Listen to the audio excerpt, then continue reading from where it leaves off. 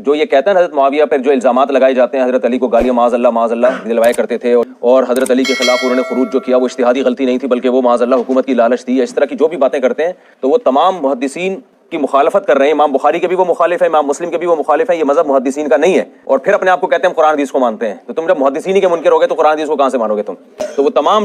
تمام محدثین حضرت معاویہ کی روایت جو لے رہے ہیں، یہ صاف اس بات کی علامت ہے کہ تمام محدثین کی نظر میں حضرت معاویہ سے جو کچھ صادر ہوا وہ ان کی اجتہادی غلطی تھی، اور جو ان پہ الزام لگا کہ حضرت علی کو گالیاں دلوایا کرتے تھے، یہ الزام معاذ اللہ غلط ہے۔ تو اس کا مفہوم کیا ہے وہ کئی بار ہم بیان کر چکے ہیں، اور اس میں حضرت معاویہ پر لگائے گئے الزامات حضرت مفتی تقی صاحب کی کتاب میں بھی اس کے جواب مل جائیں گے آپ کو، اور مولانا اسماعیل ریحان صاحب بہترین تاریخ پر انہوں نے ہسٹری پہ کتاب لکھی ہوئی اس کانٹیکس میں صحیح مسلم کی حدیث 6220 یہ موبائل کے جو چیلنج کرتے ہیں نا،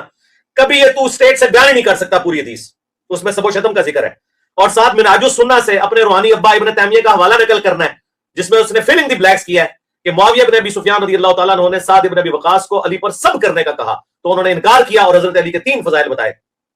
کہ علی کی وہی نسبت ہے میرے ساتھ جو ہارون کی موسیٰ کے ساتھ، مگر میرے بعد کوئی نبی نہیں، اور کل میں اس شخص کے ہاتھ میں جھنڈا دوں گا جس سے اللہ اور اس کے رسول محبت کرتے ہیں اور وہ اللہ اور اس کے رسول سے محبت کرتا ہے۔ اور تیسرا آیت مباہلہ والا حوالہ دیا سعد بن ابی وقاص نے کہ نبی اسلام نے